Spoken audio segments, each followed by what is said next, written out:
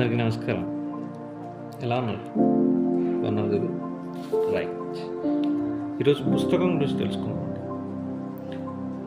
పుస్తకం అనేది ఒక మన మానసిక పరిపక్వతకు తగిన రీతిని మరియు సులభమైన ఒక శైలిగానే దొరికిందనుకోండి. ఒక ప్రత్యేకమైన అంశాన్ని మనం ఒక క్రమబద్ధంగా ఉందని లేదా అది మంచిగా చూపిస్తుందని మనం తెలుసుకోవాలి. అది అలాంటి పుస్తకం కింద దొరికిందంటే కిందకి పుస్తకం అనేది ఒక స్నేహితుడని కూడా మనం చాలాసార్లు విన్నాం. The best friend is a book అని ఎక్కడో చదివాను.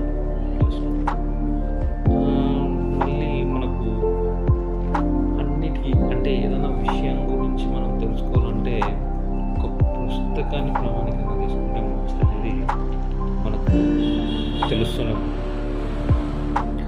అలాగే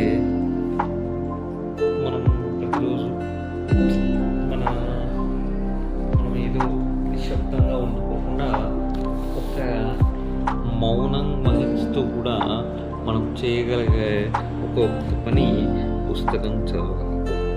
కాబట్టి ఇది మనకు ఒక దారిని ఒక మార్గాన్ని ఖచ్చితంగా చూపిస్తుంది అనేది ప్రతి ఒక్కరికి తెలిసిన విషయం. అందుకే ప్రతి ఒక్కరు చెప్పేది ఏమిటంటే పుస్తకాన్ని చదవండి అంటున్నారు.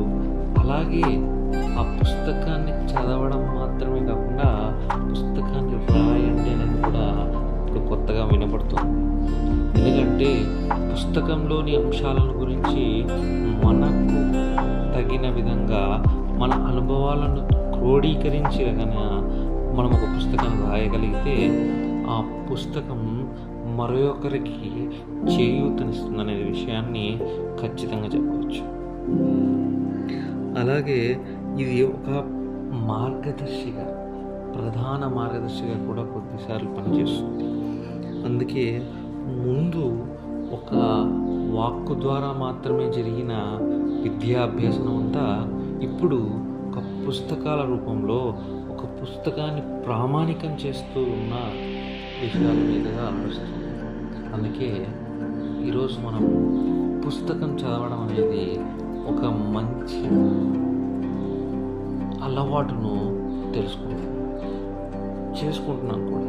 ఎందుకంటే ఇప్పుడు చాలామంది రాశారు పుస్తకాలు, ఎస్, కానీ ఒక పుస్తకం మీకంటూ ఒక పుస్తకాన్ని మీకు గైడ్గా గన ఉంటే దెన్ మీరు ఎక్కడికి వెళ్ళినా ఏ ఇబ్బంది వచ్చినా ఎలాంటి సమస్యకైనా అందులో ఒక పరిష్కారం ఖచ్చితంగా మీకు చేకూరుతుంది. అలా మీరు పుస్తకం చదివి ఆ పుస్తకంలోని సారాన్ని మీ అనుభవంలోకి వచ్చాక ఖచ్చితంగా మీరు పుస్తకాన్ని రాస్తారు. అలా రాయడం వల్ల మీరు కొందరికి మార్గదర్శకం చేయగలరని మీకు తెలుస్తుంది. ఇది ఒక ప్రత్యేకమైన అధ్యయనం అని కూడా చెప్పవచ్చు. అలాగే మన ఉపయోగం కోసం ఆయా రంగాలు అంటే ఇప్పుడు కొందరికి విజ్ఞానంగాను, మరికొందరికి గణితపరంగాను, మరొందరికి చరిత్రపరంగా, ఇలా అనేక అంశాలు ఉంటాయి. కానీ మనకు నిత్యం మనకు ఉపయోగపడే విధంగా ఉన్న విషయాల గురించి కూడా ఇప్పుడు